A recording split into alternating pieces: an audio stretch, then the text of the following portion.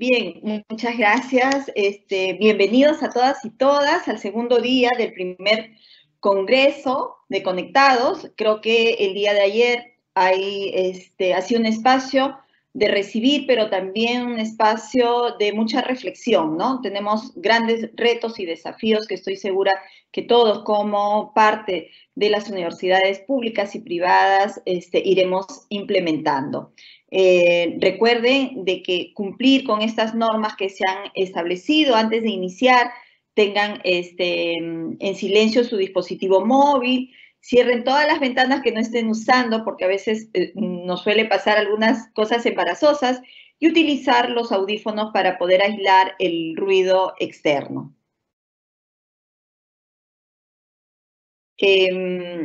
Recuerden también que pueden ir escribiendo sus preguntas. Si colocan el nombre a qué panelista está dirigido, es muchísimo mejor. En breve les compartirán el enlace para la asistencia. Y sin más, vamos a dar inicio entonces a nuestra charla con grandes expertos internacionales el día de hoy, que lleva como título "Cómo evaluar competencias en entornos virtuales, retos y desafíos", ¿no? En realidad tenemos tantos retos, pero uno de estos tiene que ver con la evaluación. Por eso es que ha sido una gran iniciativa que entre todos los temas podamos abordar la evaluación de competencias. Vamos a iniciar entonces, podemos poner vamos a iniciar entonces con Rubén González. Bienvenidos a Perú a través de estas formas, nuevas formas de comunicarnos. Él es catedrático de la Universidad en Ciencias de la Computación e Inteligencia Artificial por ANECA, vicerrector de Ordenación Académica y Profesorado de la Universidad Internacional de Rioja UNIR, así como director global académico de ProEduca, asesor y colaborador del Ministerio de Educación, tanto español como colombiano, en el ámbito de la calidad de la educación universitaria y también para la creación de startups dentro de diferentes redes internacionales. Solo recordarte, Rubén, que tenemos 10 minutos para tu presentación. De hecho, que queda corto, pero nos vas a dejar con esta posibilidad de poder seguir explorando. A los 7 minutos te voy pasando la voz para que te prepares para el cierre. Bienvenido. Bueno, pues muchísimas gracias, Liliana, por la bienvenida. Muchas gracias a todos los que habéis hecho posible este momento y este evento. Voy a proceder a compartir mi presentación, dado que el tiempo es corto, pero no antes quería empezar sin desearos a todos que estéis bien, que esté siendo, a pesar de las circunstancias, una época estupenda para la revolución en el ámbito de la educación, porque tenemos muchos retos en todos los países y a veces, bueno, pues las oportunidades llegan de una forma muy diferente a la normal y nos permite avanzar de una manera rápida. Bueno, cuando recibí la invitación para hablar sobre el ámbito de la evaluación de las competencias, me pareció que es un tema muy interesante y que nosotros desde la Universidad Internacional de La Rioja pues llevamos realizando ya más de 10 años con mucho éxito, y el éxito lo podemos garantizar porque la empleabilidad de nuestros egresados así nos lo indica, ¿no? Conseguimos que al final la tasa de empleabilidad sea elevada y esto nos permite defender que nuestro modelo pedagógico, en el cual conseguimos desarrollar competencias, es válido para el perfil de estudiantes que tiene nuestra universidad. Entonces, a mí me gusta empezar siempre diciendo que la revolución está en marcha, ¿vale? Y una revolución es un cambio que se produce brusco en el ámbito de lo social, de lo económico, de lo moral, ¿no? Y que generalmente lleva detrás que las distintas instituciones del ámbito público, que bien puede ser político, sanitario, educativo, etcétera, tienen que al final absorber, ¿no? y tratar de hacer algo con estos cambios que se producen. Ahora mismo estamos en unas circunstancias en las que ya más de un año vivimos en una revolución producida por un virus que ha puesto en las cuerdas a muchas de las instituciones de múltiples países. En los sanitarios como una evidencia, porque al final la gente se pone enferma y hay que curarla. Y en el ámbito del educativo, pues ha pasado igual. No tanto a lo mejor para universidades que ya veníamos desarrollando nuestra actividad habitual en línea, sino para aquellas que trataban de hacer un cambio de su modalidad habitual, que era la presencial, a un ámbito en línea, y esto suponía pues adaptar todo, desde plataformas, modelos pedagógicos, cómo atendemos al claustro, cómo atendemos al estudiantado, y suponía un reto para todos nosotros, ¿no?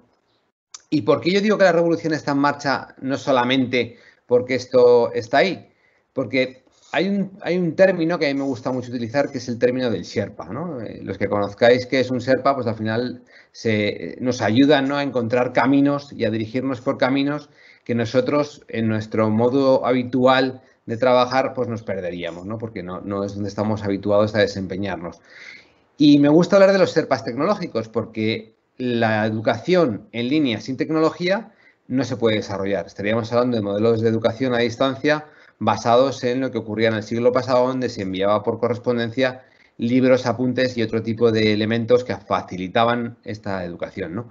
Pero actualmente estamos ante la oportunidad de tener un producto desde el término más completo, en el cual introducimos no solamente lo que es la educación y lo que es el currículum formativo, sino todo aquello que le entregamos a un estudiante cuando se matricula en nuestra institución, y puede ser desde la carta de bienvenida hasta el diploma de salida cuando él egresa, ¿no? Entonces, todo este vehículo conductor se produce gracias a la tecnología. UNIR es un caso, en mi modo de ver, de éxito, donde hemos conseguido que a través de la tecnología pues tengamos una universidad abierta 24/7/365, en la cual se ofertan más de 200 títulos universitarios oficiales, con programas de pregrado hasta programas de doctorado, donde se realiza una investigación y donde al final el estudiante encuentra que su casa está siempre abierta. Yo puedo decir con mucha alegría que durante la época de la pandemia y los confinamientos que han ocurrido en distintas ubicaciones del globo terráqueo, pues nuestra universidad se mantenía abierta para dar esa esperanza que a veces era difícil de obtener en la vida habitual, pues porque no podías salir de tu ubicación física, de tu casa, ¿no? Entonces, esto es factible, se puede conseguir, se puede desarrollar, al igual que UNIR, hay otras instituciones que lo hacen estupendamente bien, con lo cual sabemos que se puede alcanzar. Para ello, necesitamos que los planes de estudio que tenemos ahora mismo desarrollados en las instituciones sean planes de estudios con un concepto digital. Digital desde el punto de vista del contenido que estamos entregando al estudiante, pero digitales también desde el continente. ¿Para qué? Para que al final, cuando el estudiante quiere acceder a un campus virtual a través de una plataforma, encuentre que todo aquello que le estamos ofreciendo desde el punto de vista formativo es alcanzable a través de lo digital. En un entorno diversificado y online es muy difícil plantearnos hacer prácticas presenciales si tengo estudiantes que están ubicados en Latinoamérica, en Mesoamérica, en América del Norte, en China, en Japón o en España, porque al final la confluencia física es compleja. Sin embargo, si conseguimos que todo lo que rodea el título sea digital, nos permitirá enseñar al estudiante aquello que tiene que aprender para después desempeñar su función en la empresa en la que vaya a trabajar. Por lo tanto, hablamos de otros términos como pueden ser laboratorios virtuales, laboratorios experienciales, simuladores, todo aquello que es necesario para desarrollar el currículum formativo que luego evaluaremos.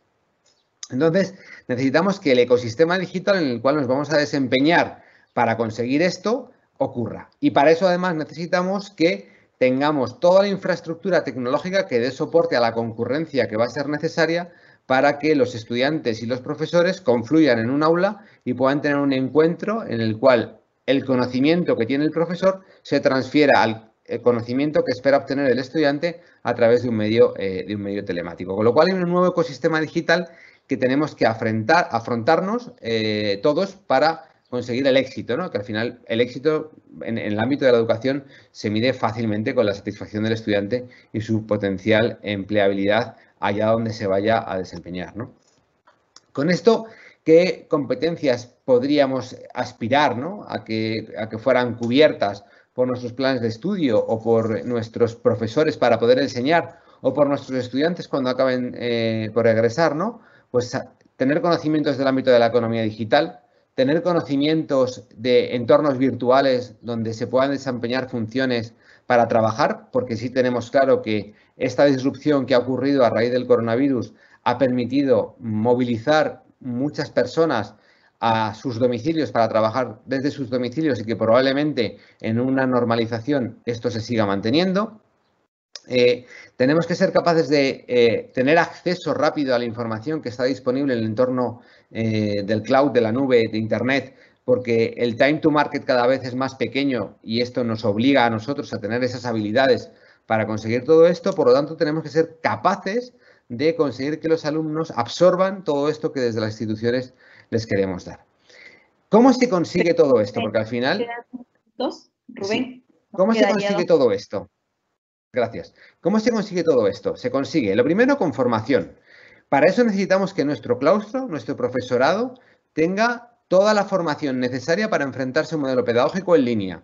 Y aquí os muestro qué es lo que hacemos en nuestra universidad para conseguir que un profesor se embarque y aprenda a cómo desempeñarse en la universidad. Un plan de formación de más de un mes, donde le acompañamos con mentores, con herramientas, con documentación, con formación.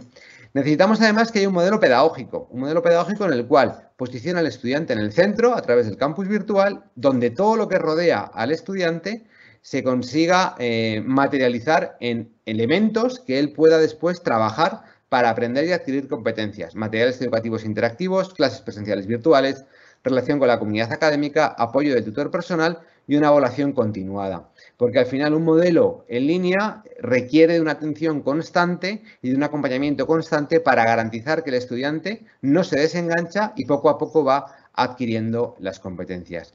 Y esto lo tenemos que rodear de herramientas que actualmente están ya al alcance de prácticamente todos. Muchas son de software libre, otras son de software de pago, pero que son totalmente escalables ante el volumen de estudiantes y permiten que estas competencias se adquieran por los estudiantes. Herramientas colaborativas, campus virtuales, Active Learning, Proctoring, Flipped Classroom, Marketplaces, etcétera. Tenemos la suerte de estar en un momento de la historia en que la tecnología nos permite conseguir todo esto para que la revolución digital en la universidad ocurra.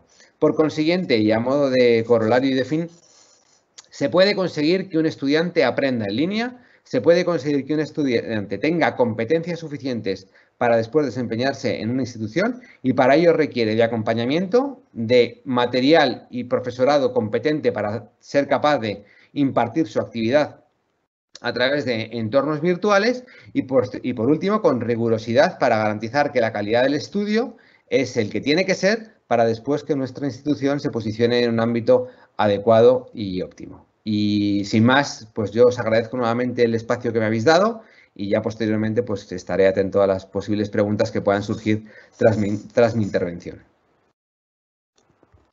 Muchísimas gracias, Rubén, por esta presentación en síntesis, pero que nos invita a revisar varias cosas, ¿no? El plan de estudios, un plan de capacitación para los docentes, ¿no? Contar con infraestructura tecnológica. Entonces, ahí vamos identificando algunos de esos desafíos. A continuación, tengo el gusto de presentar a Silvia Lavandera. Ella es directora del Centro de Excelencia en Enseñanza y Aprendizaje en la UTEC.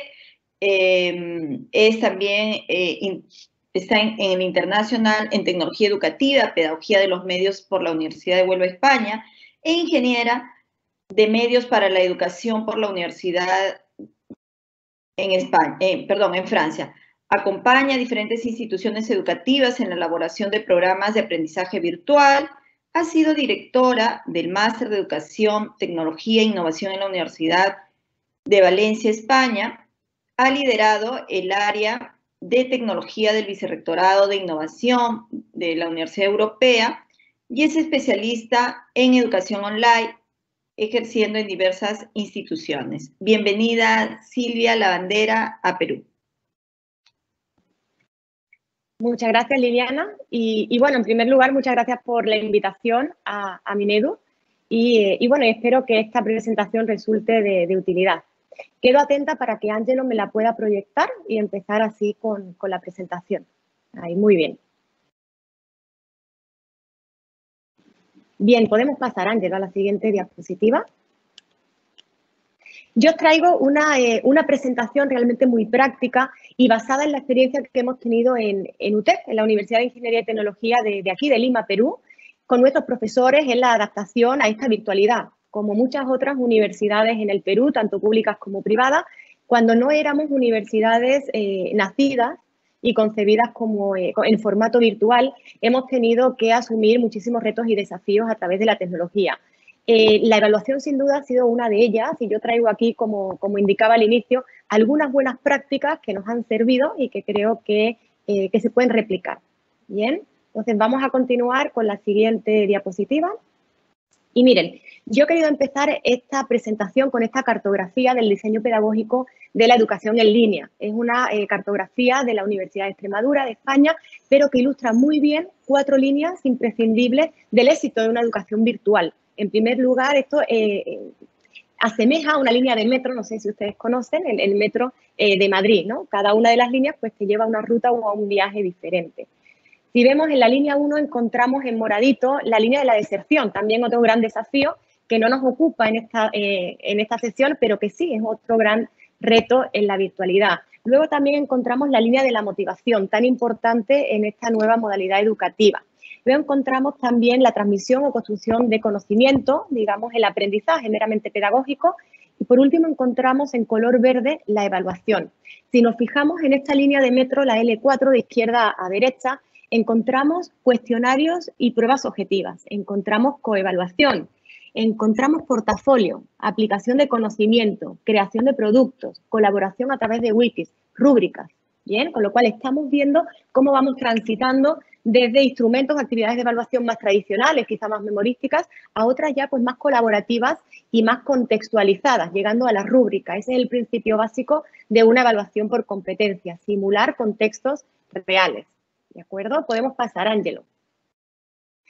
Con lo cual, ¿cómo estamos pensando, desde dónde estamos pensando en Perú la evaluación universitaria basada en competencia? Pues lo estamos basando un poquito al hilo también de lo que decía nuestro compañero. La universidad piensa la evaluación a través de las competencias y del aprendizaje competencial que va a ser empleable a un estudiante. Con lo cual tenemos que empezar a pensar, y por suerte por aquí ya lo hacemos, es que la universidad no es un único lugar donde vamos a aprender o a escuchar al estudiante y al profesor, sino que vamos a entrenar la concepción de universidad como laboratorio para poder simular aquellas situaciones que en la vida laboral nos vamos a encontrar. Con lo cual, como decía al inicio, resalta la importancia del contexto y de la simulación. Y, por supuesto, ahora vamos a ver cómo esto lo llevamos a un LMS, a un entorno virtual de aprendizaje, para que sea exitoso.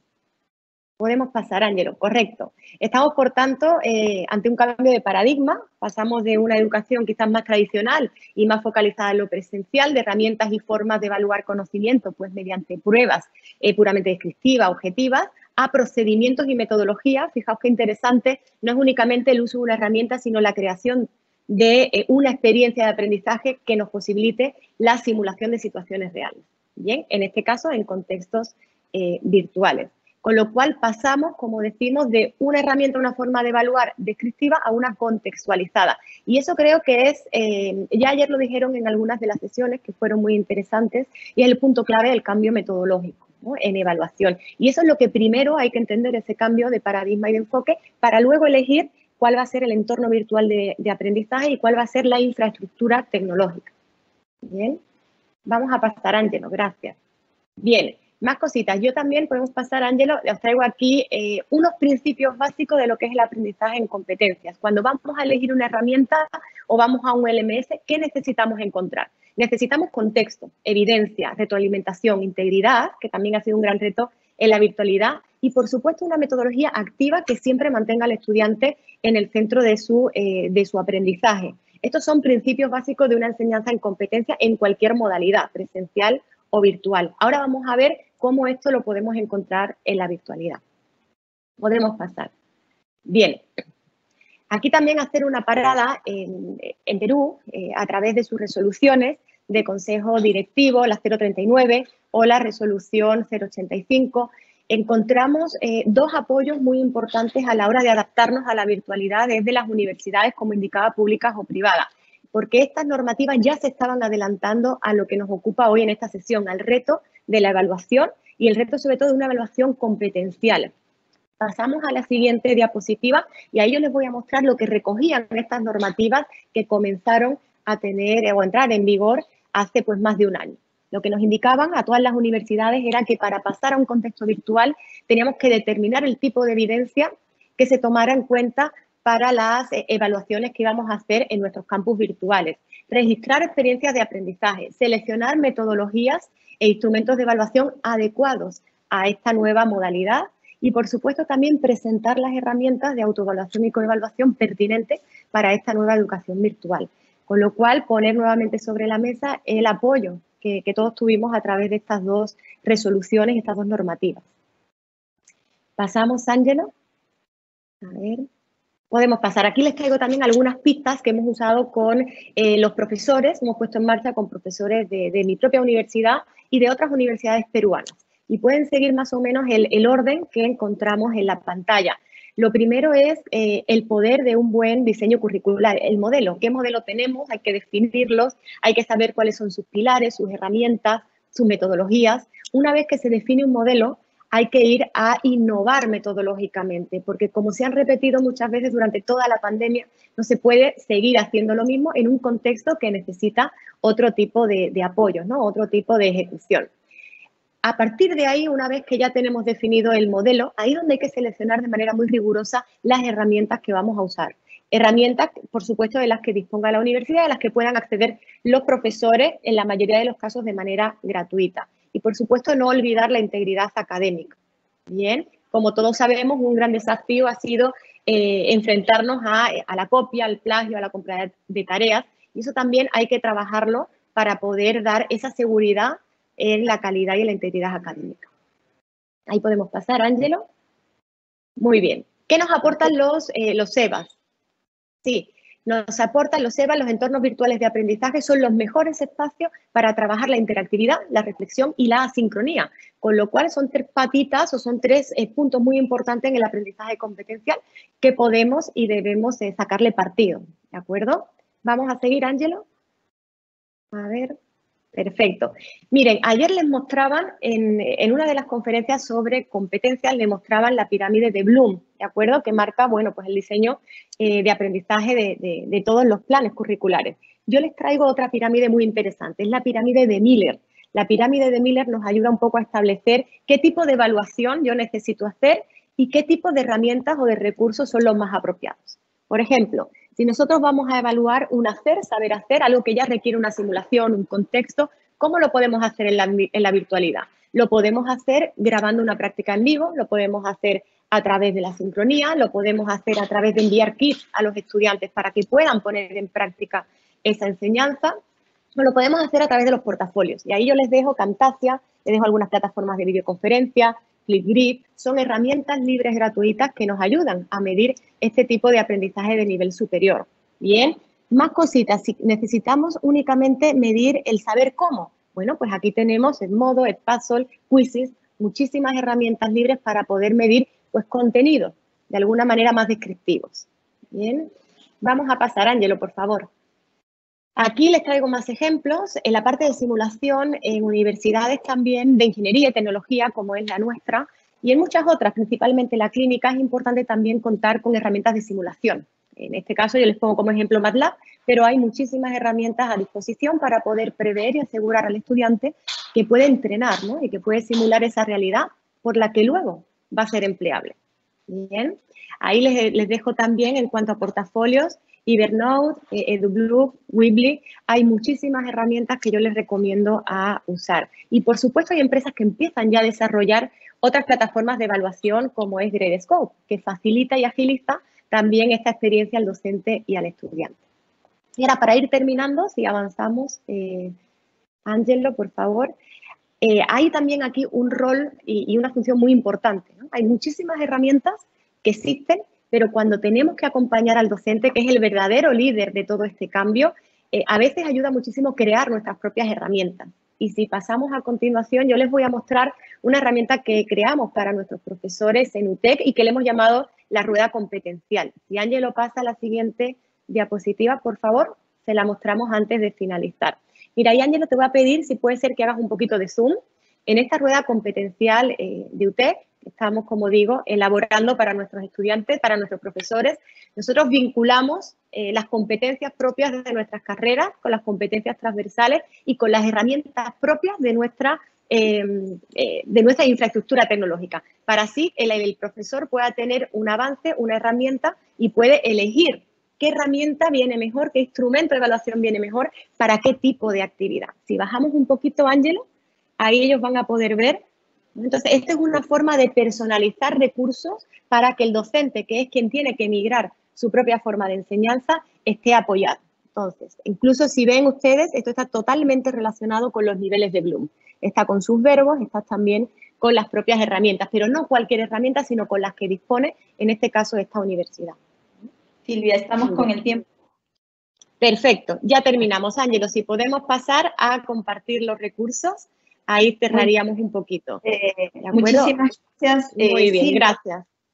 por esta oportunidad que hemos tenido estamos en la oportunidad del cambio del paradigma, como muy bien lo ha señalado Silvia, y eso nos plantea muchos desafíos a nivel de las universidades, ¿no? Los maestros necesitan, como muy bien tú dices, acompañamiento, ¿no? Entonces, ahí hay varias ideas, vamos a dejar para que las personas que nos están siguiendo puedan ir formulando sus preguntas, planteando algunas interrogantes, porque hay muchas, ¿no?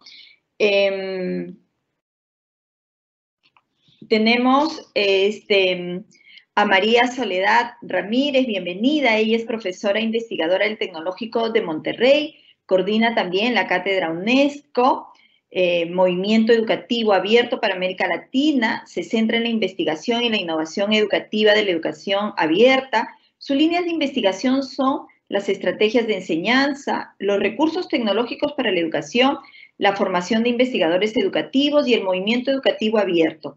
Ha impartido docencia en todos los niveles educativos y fue decana de posgrado y directora de departamentos académicos y de investigación. Asimismo, coordinó redes académicas y grupos de investigación multidisciplinarios. Bienvenida, María Soledad, a Perú. Te escuchamos. Muy amable, muchas gracias. Bueno, por aquí he solicitado el control para la presentación. Y bueno, un abrazo para todos los y entra la llamada justo cuando no debe entrar. Ahí estamos. Bueno, creo que el video nos está proyectando, ¿verdad? La cámara deshabilitó el uso, dice. El administrador deshabilitó el uso de la cámara.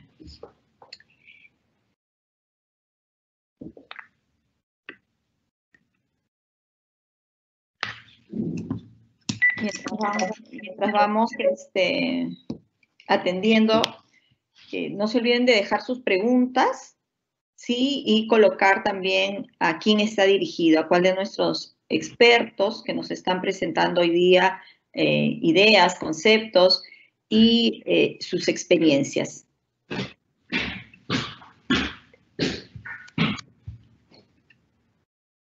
Bien. Bueno, creo que no se está proyectando la cámara, pero... Ahora sí, ahora ya tenemos. Ah, bien. Muy bien. Bueno, perfecto. Entonces, pues un abrazo para todos, un saludo desde México.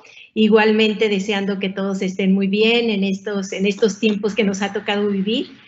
Y en esta dinámica, pues los profesores hemos salido adelante con nuestras actividades, ya sea que estuviéramos acostumbrados a nuestros ambientes presenciales o aquellos que ya habían incursionado y desempeñaban sus actividades en los entornos virtuales.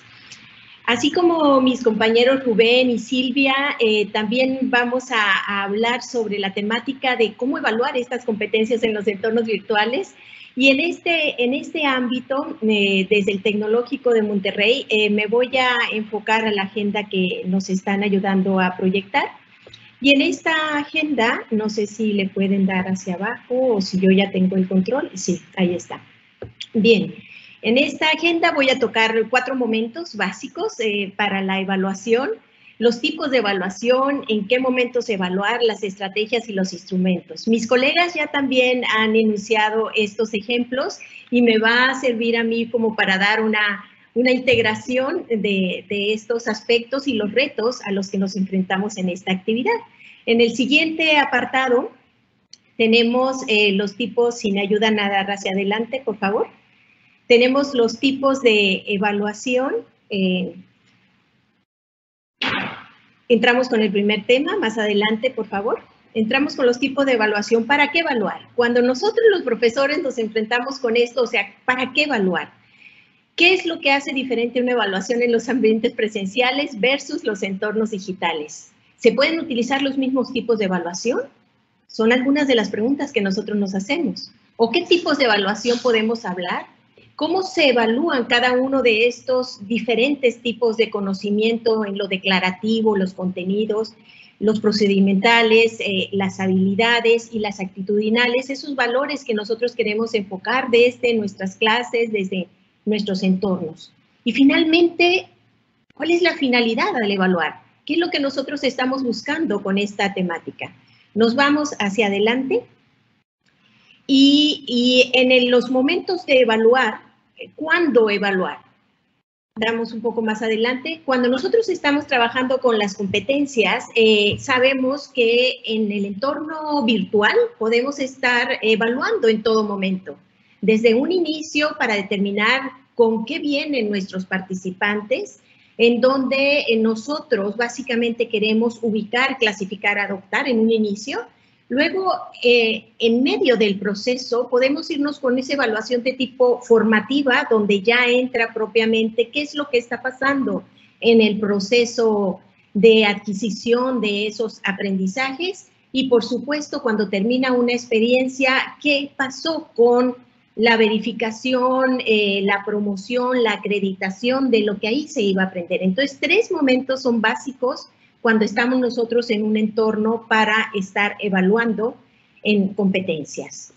Y en un siguiente apartado, con estos 3 momentos, ¿cuáles serían esas estrategias? Ya Rubén y Silvia nos han comentado varias estrategias que se están usando en sus instituciones y les damos hacia adelante, por favor.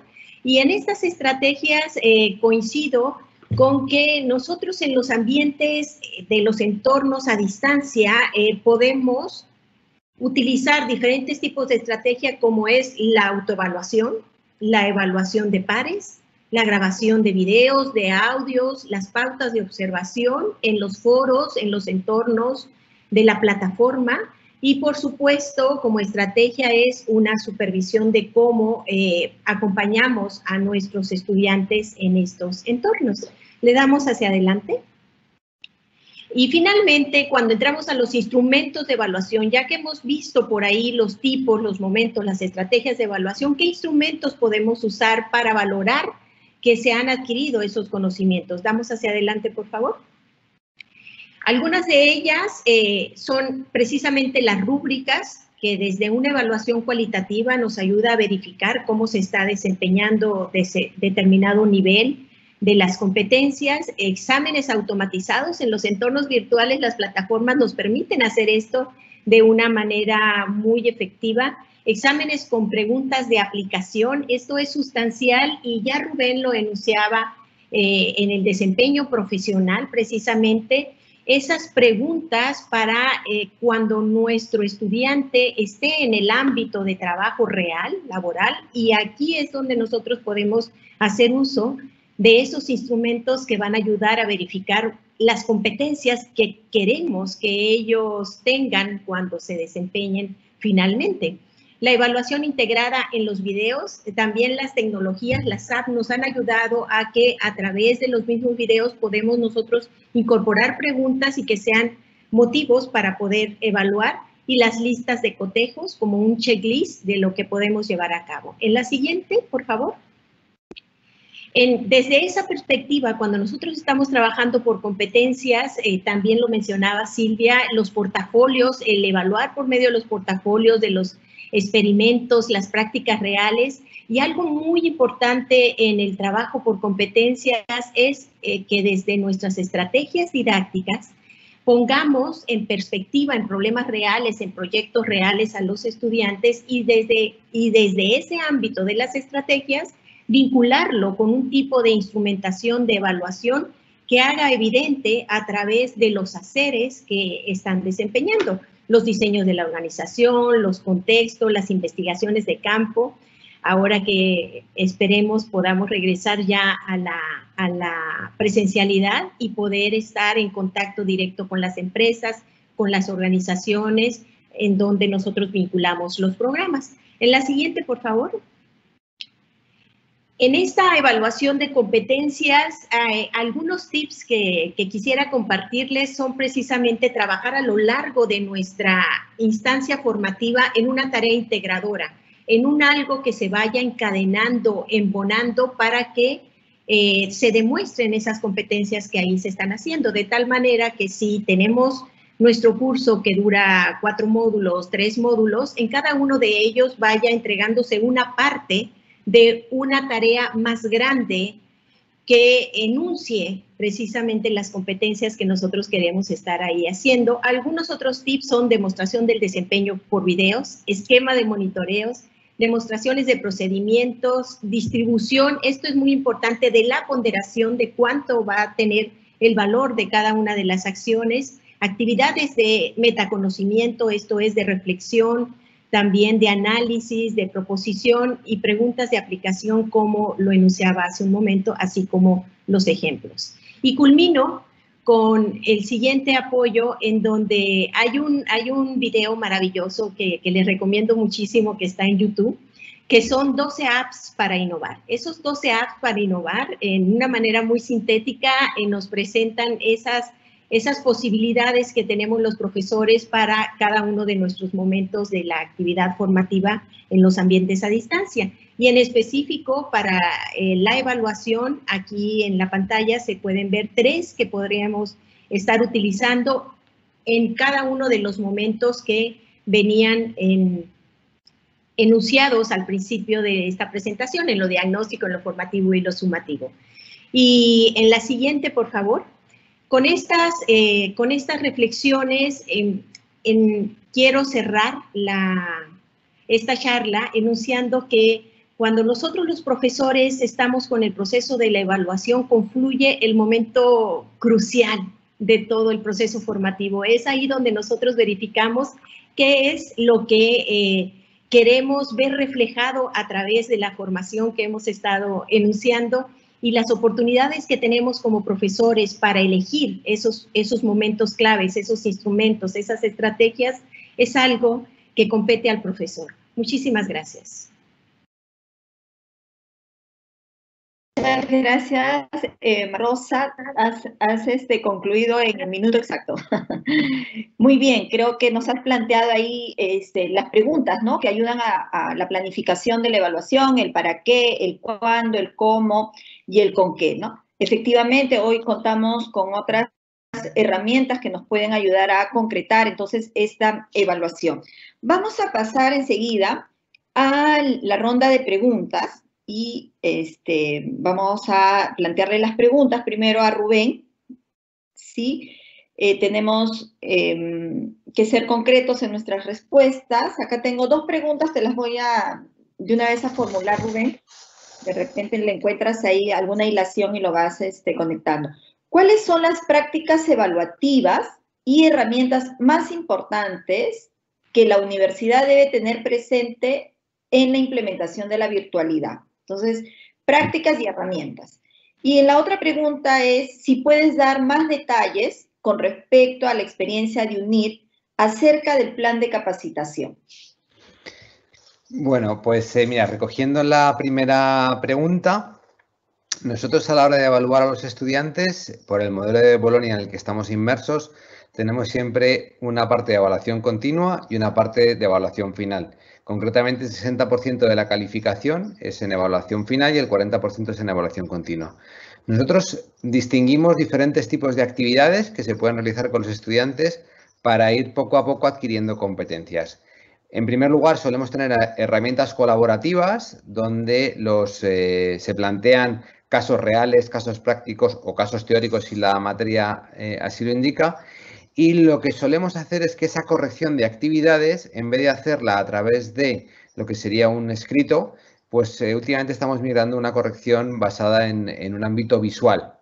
con Panopto, donde recogemos el trabajo del estudiante y sobre el trabajo del estudiante trabajamos para devolverle una respuesta. Después tenemos lo que serían laboratorios virtuales y esto cada vez se implanta más en todas las materias, donde entregamos a los estudiantes herramientas para poder hacer simulaciones o para poder trabajar de manera experiencial con lo que después utilizarán en el entorno laboral, ¿no? En el ámbito de la ciberseguridad, pues temas de hacking, en el ámbito de la escritura creativa, herramientas para trabajar colaborativamente y establecer un guión, en el ámbito multimedia, pues todo lo que concierne al desarrollo basado en 3D, sonido y demás. Con lo cual, la parte experiencial es tremendamente clave.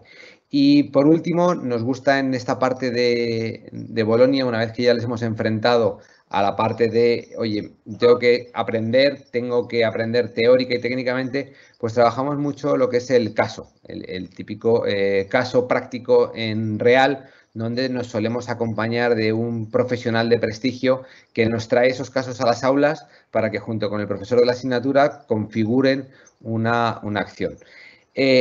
Finalmente, la parte de elaboración continua, la regulación en España en la actualidad obliga a que los exámenes sean presenciales, pero fruto de la pandemia ha permitido pues, la posibilidad de abrir el abanico a exámenes basados con tecnologías virtuales. Entonces, la universidad ha hecho una apuesta clara por lo que es el proctoring, con un sistema de apoyo a la supervisión de los estudios con herramientas tecnológicas que nos permiten de alguna manera afrontar con garantías y robustez lo que tiene que ver con la parte de elaboración final. Por último, todo esto recogiendo todo lo que han dicho mis colegas que han hablado previamente en cuanto a las herramientas. Herramientas hay miles y aquí tenemos un portfolio muy amplio de herramientas que después se pueden utilizar según la categoría de la asignatura y la expectativa del estudiante en base a las competencias. Finalmente, la capacitación al profesor. Para mí esto es fundamental, o sea, todos sabemos mucho de nuestras materias, somos profesores, hemos investigado, hemos estudiado mucho. Lo que no siempre es tan fácil es tener capacidad para tener telegenia, para ser capaz de enamorar al estudiante a través de una cámara web mediante técnicas de modulación de voz, de movimiento, de cómo expongo y qué información expongo y de qué manera la expongo. Entonces, estas destrezas hay que enseñarlas. Hay profesores que, oye, pues son muy hábiles, pero no todo el mundo tiene estas habilidades per se. Por lo tanto, nosotros en la universidad tenemos dos niveles. Un nivel de embarque, lo llamamos unir acoge al profesor, y le damos una formación en el cual le enseñamos a usar las herramientas que tenemos en la universidad, desde el campus virtual hasta la herramienta de videoconferencia o herramientas que va a utilizar después en la materia que él usa, como podría ser MATLAB, que ha salido antes, RevWorks, bueno, N herramientas, las que sean, ¿no? Además, le enseñamos a hacer su primera PPT o su primer documento o le enseñamos a, oye, ¿cómo te enfrentas a la cámara? Para eso le ponemos un mentor. El mentor puede ser profesor habitual en la casa, puede ser un experto que sepa de esas tipologías o bien de exposición ante la cámara o bien de desarrollo de contenidos. Y ese profesor actúa de cliente, actúa de estudiante que está viendo cómo le explica, le hacemos correcciones y hacemos todo esto en todo el proceso en el cual cada profesor de la universidad va a tener que interactuar con un estudiante, con el resto de departamentos, para que sepa cómo hacerlo y de qué forma hay que hacerlo. Y finalmente, durante el resto de su vida en la universidad, nosotros tenemos un plan de formación continuada donde le vamos ofertando pues más de 5.000 plazas para que él pueda ir adquiriendo competencias de una forma más amplificada durante su actividad en nuestra universidad, ¿no? Con lo cual hacemos una inversión enorme en conseguir que el profesor aprenda para que después pueda enseñar al estudiante y el estudiante se sienta satisfecho con nuestra labor docente. Muchísimas gracias, Rubén, por la claridad en las respuestas. Hay muchas preguntas, ¿no? Pero hemos seleccionado al azar estas dos preguntas. Algo que yo voy recogiendo es también este gran desafío que tenemos de evaluar a través de casos, como tú bien lo decías, las simulaciones, ¿no? Entonces, eso necesita de una formación para los profesores. Hay experiencias como la que tú nos manifiestas, esta capacitación por niveles y entre pares es bien interesante. Gracias. Vamos a pasar entonces con las preguntas para Silvia.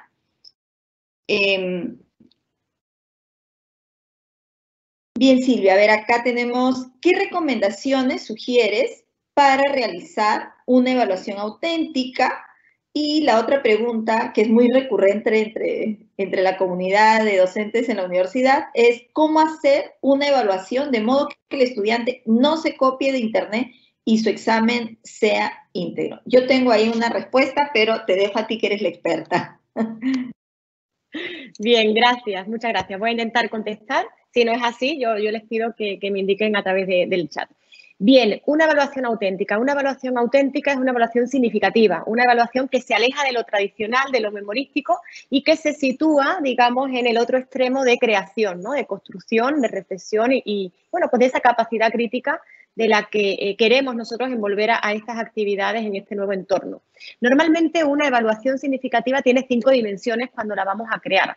Por ejemplo, las tareas. El primer punto o la primera dimensión, las tareas. Tienen que ser tareas que permitan una demostración, ¿de acuerdo? Y sobre todo que permitan ese aprendizaje o esa demostración en grados de complejidad, en distintos grados de complejidad.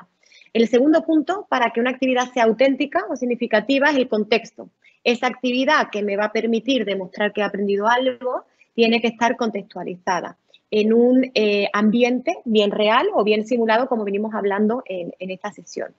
Luego hay que ver también, porque esto es importante, una actividad auténtica puede ser individual, puede ser grupal. También esa es la tercera dimensión que hay que definir. El cuarto criterio o la cuarta dimensión son los resultados. Bien, una actividad auténtica tiene que posibilitar múltiples resultados y múltiples indicadores de que estamos siendo capaces de demostrar ese aprendizaje, ¿no? Hemos logrado ese aprendizaje. Y luego también el quinto o la quinta dimensión es que tiene que estar basada en criterios profesionales de la propia profesión del estudiante. Con lo cual, esas son las 5 dimensiones, digamos, a través de la propia literatura, que marcan la diferencia entre una actividad auténtica y una que no lo es. Principalmente es el contexto, y os voy a poner un ejemplo. Una evaluación auténtica no únicamente es una actividad de desarrollo, de casos, de proyectos, que por supuesto lo son y son muy buenas, y es la tendencia en casi todas las universidades. Pero evaluaciones o actividades de elección múltiple también pueden ser actividades significativas o auténticas, más allá, bueno, que lo que venimos viendo tradicionalmente. ¿Cómo lo hacemos? ¿Cómo convertimos una pregunta de respuesta múltiple en auténtica, dándole contexto? No preguntando qué es, sino preguntando para qué, ¿no? ¿Cómo lo he aprendido? Tú lo puedes aplicar y cuál sería la respuesta correcta de la que podemos ofrecer en ese tipo de actividad. Bien, eso por el lado de las auténticas. Siempre 5 dimensiones, si ustedes van a la literatura, son las que van a encontrar. Y por otro lado, el gran reto, ¿no? ¿Cómo evitar o controlar que un estudiante no copie en entornos virtuales? Pues hay muchas formas y yo creo que aquí, además de la decisión del profesor, es la decisión institucional. Hay instituciones que apuestan por herramientas de proctoring, bien, de identificación facial. En Perú hay algunas que ya han apostado por ello y hay otras que lo que apuestan es por evaluaciones que no se puedan copiar, evaluaciones nuevamente auténticas, ¿no? No de sí o no, o de ir a copiar a Internet, sino de crear. Entonces, yo creo que esas son las dos formas que hay para poder quitar la vigilancia, ¿no? Y para poder quitar este tipo de herramientas que quizás puedan ser invasivas, pero que inevitablemente son necesarias y aseguran que todos estamos siguiendo unas pautas y estamos siendo honestos, porque la honestidad y la integridad académica también ha sido y sigue siendo, al menos en América Latina, imagino que a nivel global, un gran desafío, ¿no? Y la honestidad académica, a veces la institución solamente la puede mantener, además de la formación a sus profesores, a través del uso de este tipo de tecnología. Bien, pero bueno, cambiar actividades, digamos, de memorística por actividades creativas, significativas, de creación, eso es lo importante, que el chico tenga que usar todo lo que ha aprendido para crear, para resolver problemas. Y ahí es mucho más difícil ir a Internet, copiar y pegar. En cuanto a aquellos profesores que usen quiz, que son importantes también seguir manteniendo, pues ahí yo creo que la clave está en actualizar, ¿no? A la mayor brevedad posible y con una continuidad adecuada esas preguntas para evitar la copia. Esa sería mi respuesta. Si queda algo más pendiente, pues quedo a su disposición. Muchas gracias, Silvia, por tus respuestas y rescato esto que tú señalas, ¿no? A veces solemos ir a los extremos. Dejamos de lado prácticas que sí nos iba bien, reemplazar por otras, ¿no? Porque ahora estamos con el chip de que no debemos utilizar las pruebas escritas, pero tú lo acabas de mencionar muy bien, ¿no? El para qué, que se responda a esa interrogante, ¿no? Entonces, ahí tenemos otro gran desafío. Lanzamos ahora las preguntas para María Soledad. ¿Qué tan eficiente resulta la aplicación de simuladores virtuales en este proceso de la no presencialidad? Y la otra pregunta es, si consideras que un factor clave para el éxito es la actitud del estudiante, ¿no? Y cómo evaluar y retroalimentar esas actitudes. Muy bien, sí, los profesores tenemos las mismas preocupaciones. Precisamente ayer estábamos acá en México presentando un libro de modelo de continuidad para épocas de crisis y 3 rectores nos hicieron el favor de presentar el libro. Y ahí se enunciaba la importancia de los laboratorios virtuales, remotos, ahora que vivimos esta contingencia, que fue uno de los aspectos claves en la formación universitaria. Bueno, fueron muchos aspectos que estuvimos viviendo, pero el área de los laboratorios virtuales y remotos que permitían la continuidad, sobre todo para las áreas de ingeniería, fue un momento muy tenso.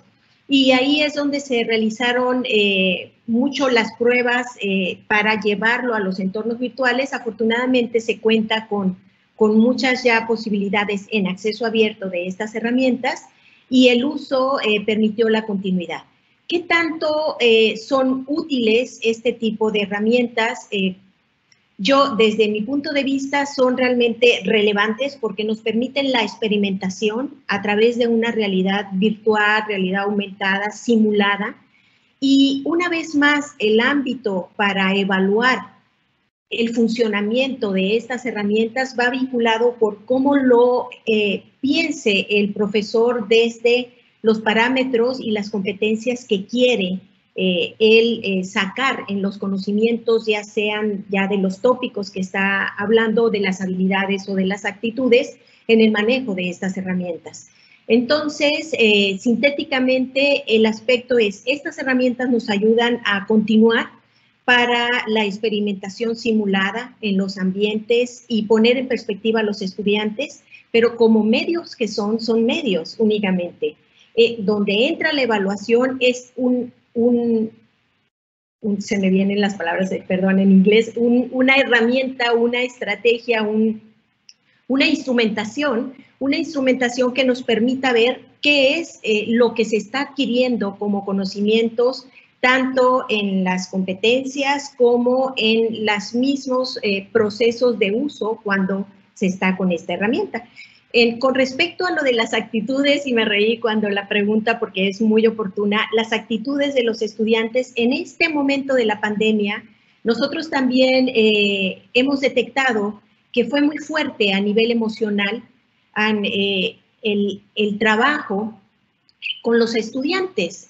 No solo ellos, también los profesores. Vivimos un momento de agotamiento y de saturación emotiva.